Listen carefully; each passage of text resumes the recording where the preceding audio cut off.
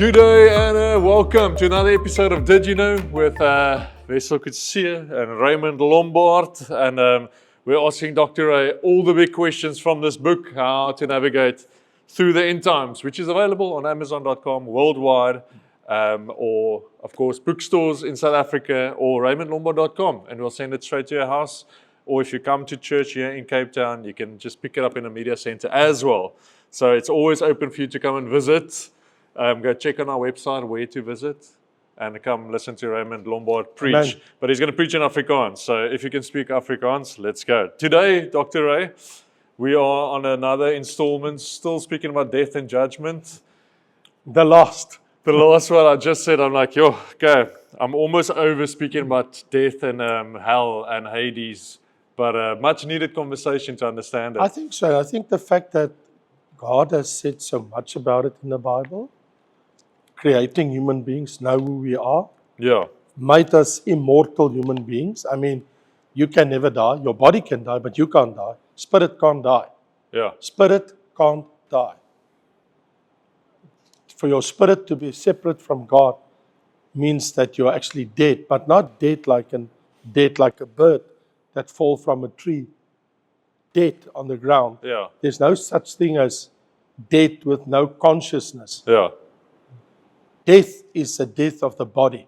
So immortality and death is what the Bible teaches us about. So when you say about we're still on this topic, it's because the Lord tells us about these things in the Word of God. about immortality and death. It's interesting. So if I'm 38 years old, this is just the beginning of living forever.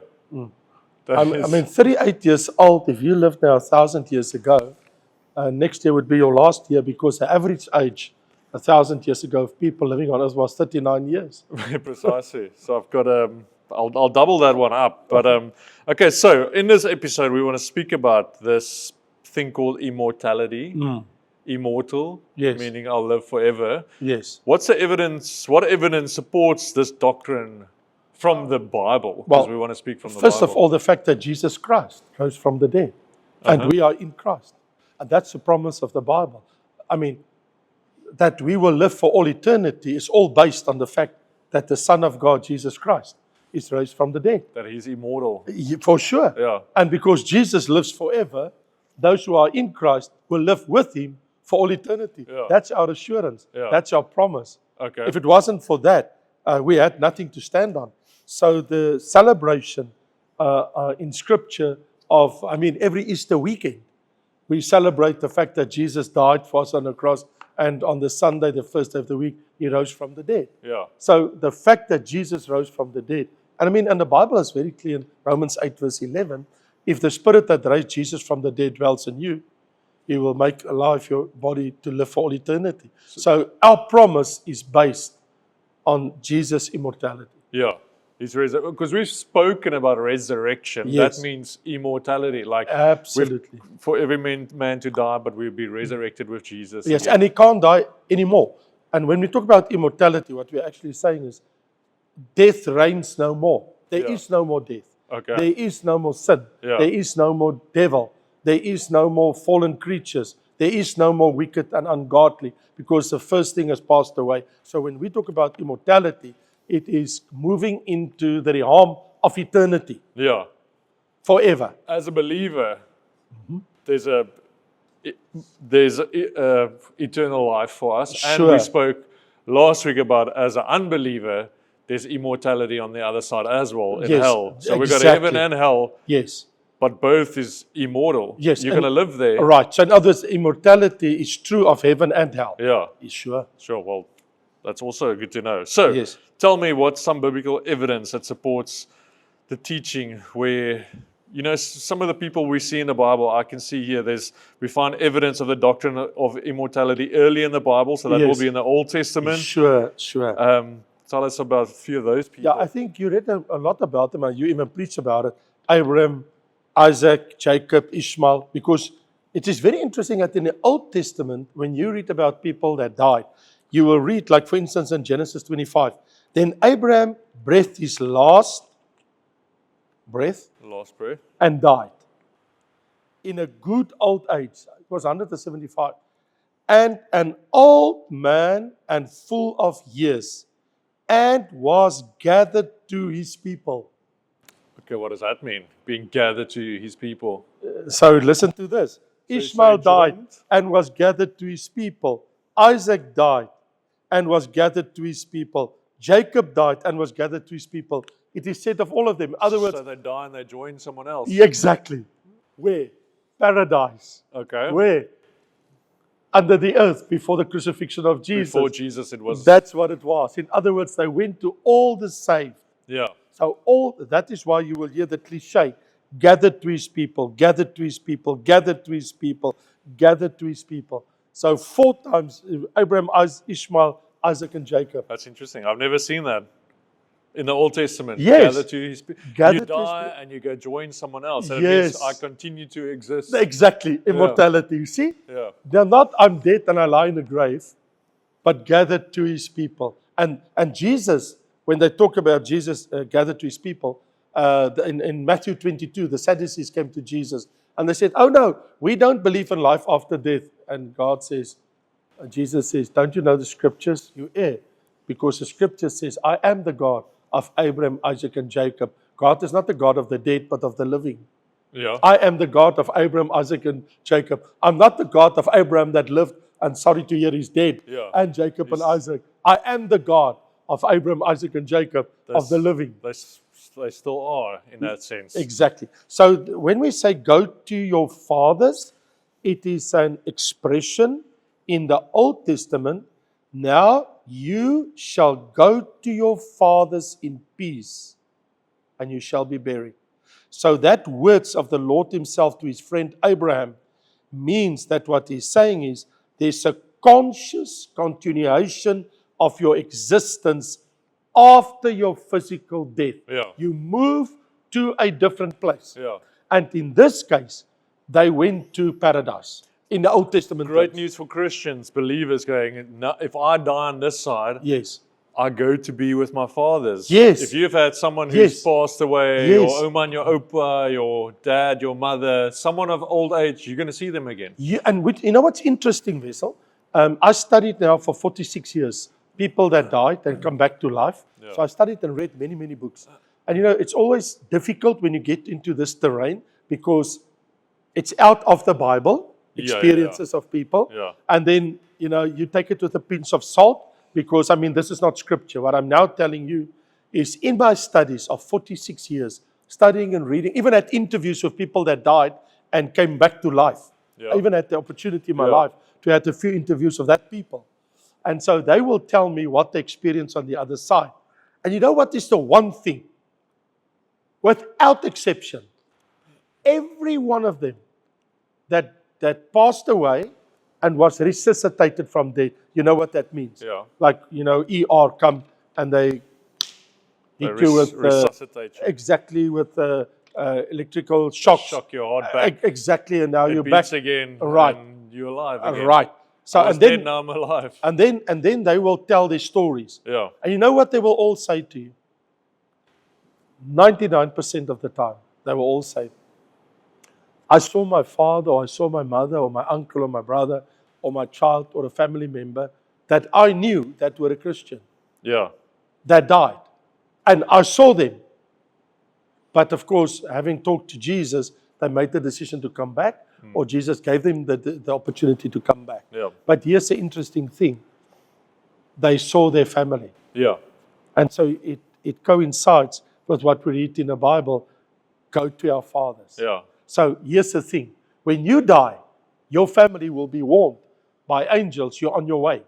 And they will all gather at heaven's gate to greet you and to welcome you. That's amazing. You're not going to a place where you don't know anybody. Yeah. When you reach the portal of heaven, the gates of heaven, those that you knew, especially your family, that know Jesus Christ, that died as saved people, they are there to welcome you Yeah. into the gates of heaven. They're there. Because It's imagine there's amazing. billions of people and you've got eternity to look for your family. You're not, because the angels will tell them you're on your way. Yeah. So that's a one. Someone's coming home. Yes. That's the one thing that I've seen many times. So Okay, that's if we awesome. talk about immortality, what about Enoch? Enoch that never died? Yes, Enoch walked with God and he was not, for God took him. So here's a man that never died. So Enoch is in heaven. He never died. So if you want to talk about immortality, there's today two men in heaven. The one is there 5,000 years, and the other one has been there now for 3,000 years. Elijah and Enoch. Yeah. Both Not never one of died. them never died. Yeah. And God keep their body healthy and going on. Yeah. Now, if God can do it with your physical body, how much more with your immortal body? Yeah. Your Your resurrected body. Exactly.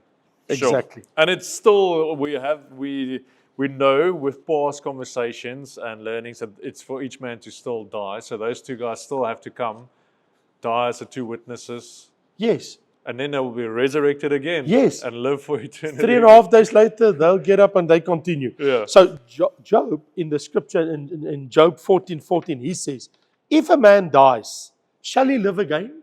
So yeah, this is the question, because we're talking about immortality, right? Yeah. So this is a question that Job said. If a man dies, shall he live again? All the days of my heart's service I will wait till my chance comes. And then he would later on says in Job 19, 5 chapters later, I know that my Redeemer lives, and he shall stand at last on the earth.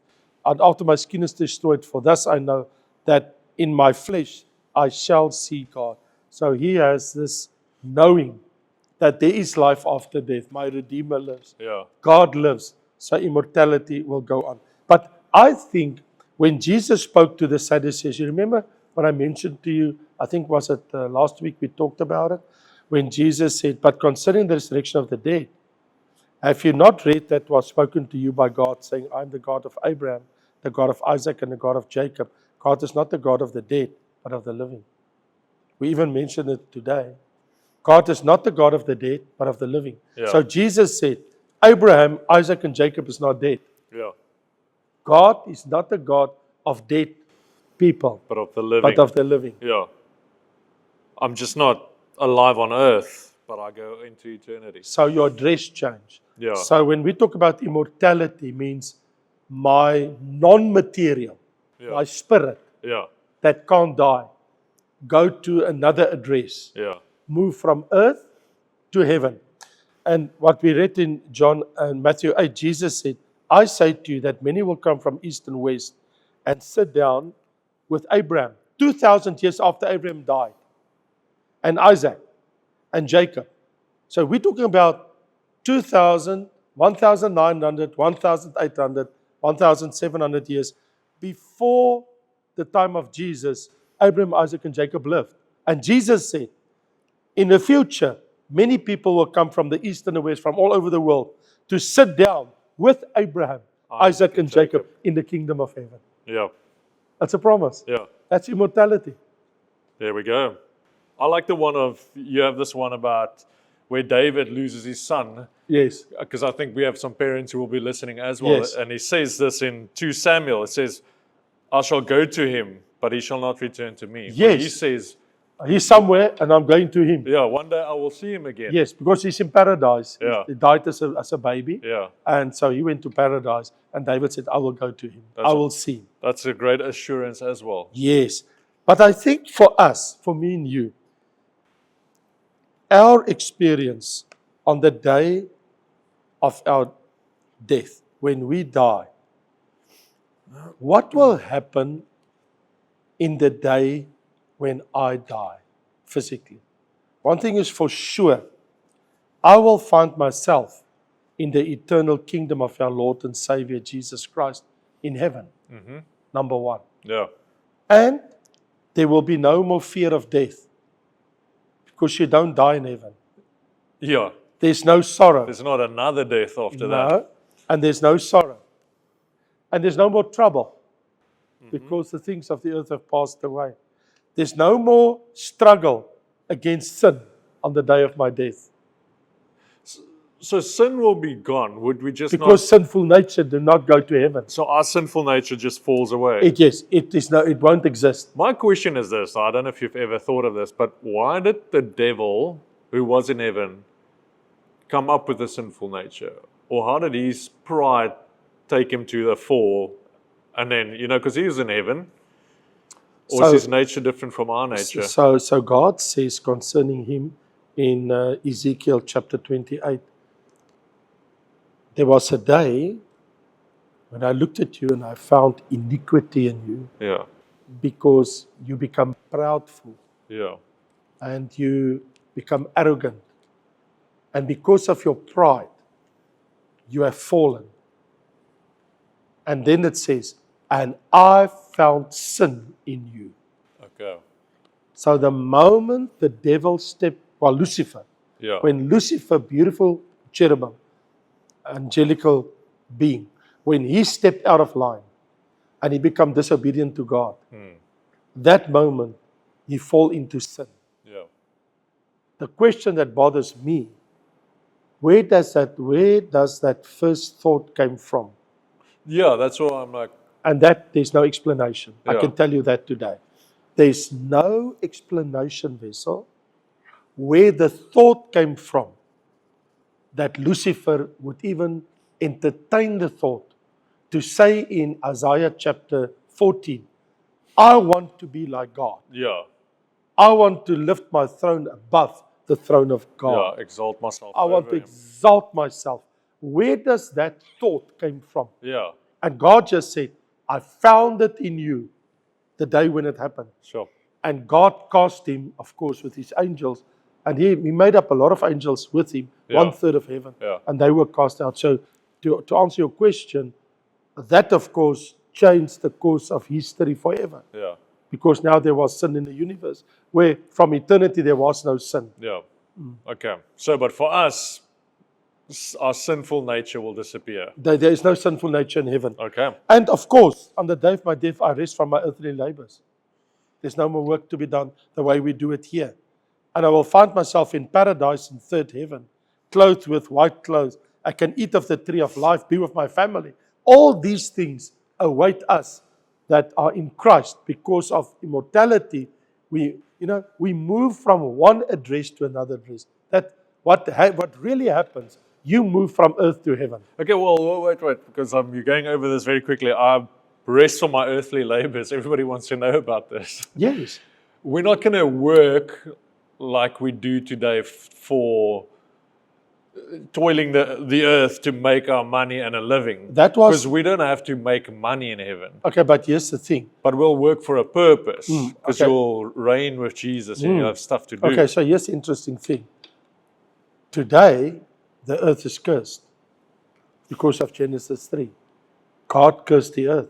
And in the sweat Yeah, of your face, you will labor to make a living.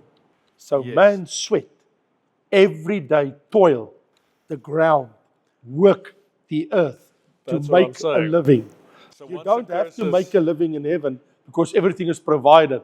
There's food, So there's the curse water. is lifted. There's no curse. We are provided for. Exactly, we're taken care But of. it's not like we said previously, we're not going to be lying on the beach. No, of course not. No, there's too many wonderful things to do and to be part of. And when we get to, in the next week or two, to heaven, many of those things gonna we will speak about discuss. that. Exactly. Okay. But And there, your heavenly home you spoke about, is that a literal absolutely, that's an address. Because I told my wife yesterday, if she's not good, she's going to get a house in Bloemfontein. Ex- you know?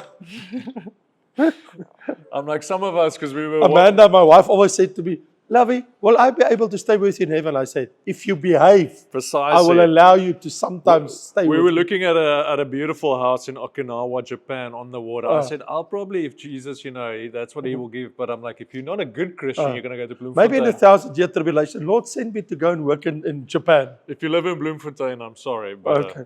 So, and also you will meet the family, your own family in heaven. And because remember, Paul says, to me, death is a great gain yeah. in Philippians 1 verse 21. And by far the best. He says, there's a much better life waiting for me on the other side. Of course. He says, but for you, for the sake of you, it's better that I'm still here in the flesh. Yeah. He says, but if you ask me, I would rather move on. Yeah. He says, I can go now to heaven. If God takes me now, it's a great gain. So there's not a cursed place in heaven. Yeah. There's no devil, there's no sin, there's no evil, there's no death, there's no stealing, there's no funeral, there's not a funeral parlor. people don't become sick. There's not hospitals. Yeah. I mean, the doctor's going to lose his job, right? There's nobody to treat in heaven, give medicine and so on. But isn't that a great thought from Paul, in essence, going, if you live with purpose, if you're living to serve others, because otherwise we'll all go like, why don't we just leave this earth and go live a better life? But he's like, I'm here for you. I'm here to preach the good news. I'm here to tell you about Jesus. I'm here to, steward the family and the people, the community around me, because that's what God has given me. Otherwise, it's just an easy way, like, yeah, I'm just going to go to heaven. Right. So here is the thing. We all have a calling of God Yeah. to fulfill. I think, Vessel, what would be very interesting is somebody would read Ephesians 2 verse 10. Because Ephesians 2 verse 10 says that God has foreordained good works for us to walk in. Yeah. So what I'm saying is, God has a purpose for every human being's life on earth, especially Christians. And there's good works that we have to fulfill for His glory and His name's sake. So if you have a job, do your job faithfully. You don't have to be a preacher. Yeah. You don't have to be a teacher. You don't have to be expound the scriptures and stand on a pulpit and preach. But if you're just faithful in your calling, Daniel was not a preacher, but he was faithful in his calling. Yeah. And that's what we spoke about previously. It's like you are accumulating your rewards in heaven as Yes, well. So if you yes. cut your life short, you don't have time to work on the rewards you're going to have for eternity. In that essence as well, because I've gone out in advance for you, prepared good works for you to Yes, walk into. Exactly. So you go, I still have good works that God Yes. has prepared for me to Yes. go and fulfill and walk in Yes, His so you have to purposes fulfill the purpose. for His glory. It says, Yes. for my glory, that you will bear good fruit. It's like, I still have things that I need to do on this Yes. side. So And, we can desire and say, Lord, I want to go home. yeah, take Like, me now. Yes, yes. This life is too tough. But it's like, but your will, I'll still be Yes. here. So we have the promise of John 14, where Jesus says, I go to prepare a place for you. Yeah. And in the house of my Father, there are many mansions. So Jesus calls heaven the house of my Father. Yeah. Think of that. He says, in the house of my Father, heaven, Sure. in heaven, it's the house of my Father. There are many mansions, places to live in. And I am going to prepare a place for you. And when I'm done, I'm going to fetch you and bring you to that place. So in Yeah. other words, we all have a promise as disciples of Jesus. I have a place in heaven. So if you don't have a house now, if your finances don't allow you to buy your own place, Yeah.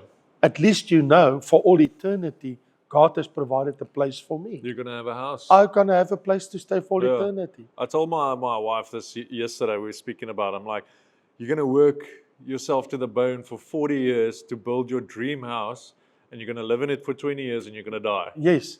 I'm like, and but give it to your children. But much better that we're working on our mansions in heaven, because we're going to live there for eternity. That's the thing. So what do I want to work so hard for something for 20 years? Yes. Yeah, we can do this as a cell, and then for 20 years you have a house in So, Bloemfontein. so I told my wife, you can keep the house on your name. I don't need it on my name. So Yeah. my house that I live in is not on my name, it's my wife's name. Yeah. I said, you can keep it on your name.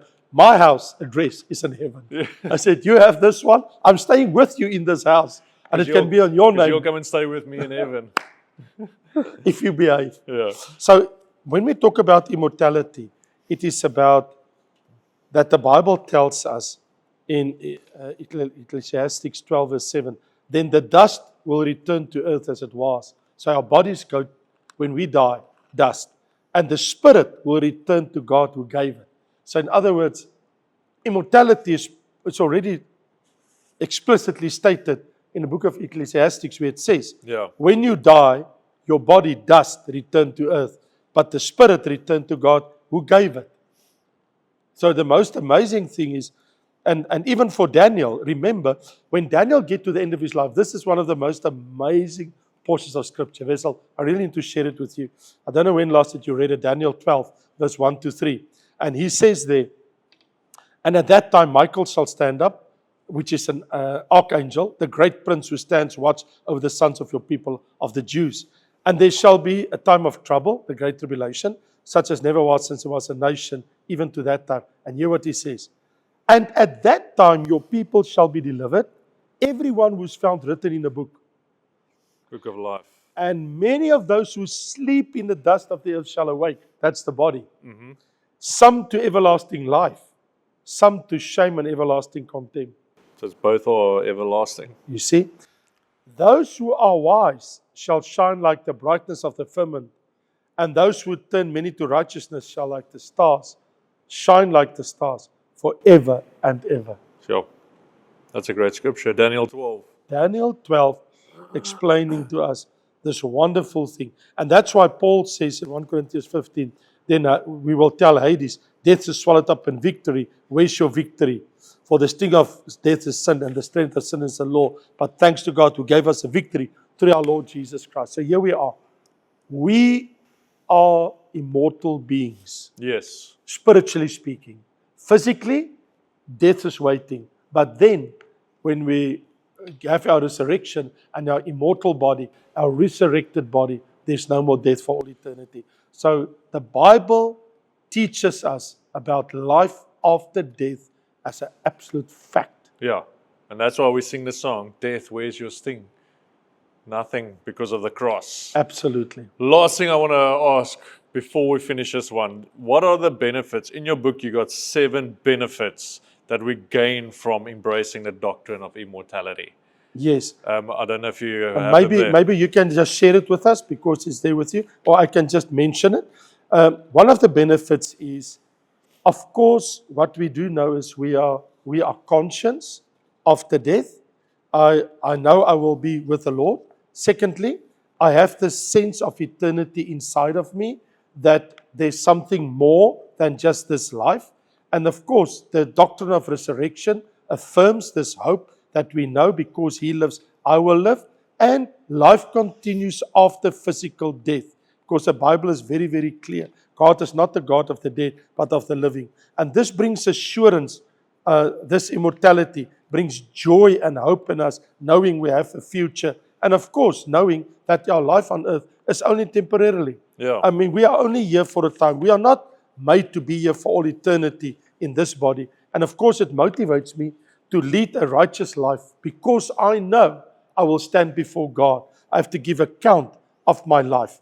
I mean, the Bible explicitly states, nevertheless, we, according to His promise, look for new heavens and a new earth. Beloved, looking forward to these things, be diligent to be found by Him in peace, without spot and blameless. So in other words, I want to live my life in such a way that when death comes, I can go without shame into the presence of God. Yeah. And that is, I think it's one of the most powerful things to live for, like almost like that living for eternity, understanding that this life, I'm living for eternity. So if you have an eternal perspective, Precisely. it changes the way you live your life. It Because just changes everything. Exactly, because Vessel, me and you, I know, we live with an eternal perspective. Yeah. Knowing this life will run out. Yeah. Time, I mean, you've just said you're 38, so time is running out. I'm 65 at the moment. Time is running out. And what about all eternity? Yeah. And that's exciting because you go, I'm not done, like this is just the start of it. So Vessel, when I was called to the Lord into ministry 46 years ago, and I started to study theology, they gave me a book at the Bible college. They gave me this one book to read, and it's about life after death. And how the Bible, we can look at life after death, spirituality, not only how to be a disciple of Jesus, but the spirit world on the other side. And I remember to this day, when I read that book, I read the story of this guy that says, I am an atheist. I'm not a Christian. And he was talking to a Christian, and he said to him, you're a Christian. I'm an atheist. I don't believe what you believe.